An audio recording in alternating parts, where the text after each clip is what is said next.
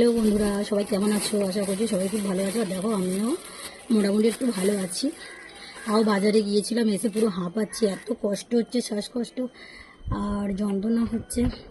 আমার এসে আমি দম নিতে পারছি না, এত কষ্ট হচ্ছে। এসে একটু শুয়েছিলাম, একটু জল খেলাম, খেয়ে আর এই কাজ করছি আর কি। মাছ নিয়ে এসেছি, দেখো কতদিন মাছ হয়নি, 1 সপ্তাহ হয়ে গেল। শরীরটা খুবই খারাপ, তার জন্য ভালোভাবে রান্নাও করতে পারছি না, খেতেও পারছি না।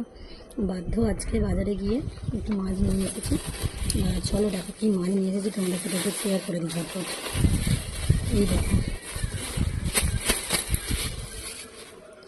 গঙ্গার চুনো মাছ নিয়ে এসেছি। তো এই চুনো মাছ কিন্তু হেভি টেস্টি লাগে খেতে। তো আমাদের এখানে পাওয়া যায়, আমি খেতে পারি না পারি, তোমাদের তো করে তো দিতে হবে, তোমার দাদাভাইকে বাবুদেরও করে দিতে হবে। আর নিয়ে এসেছি বাটা মাছ।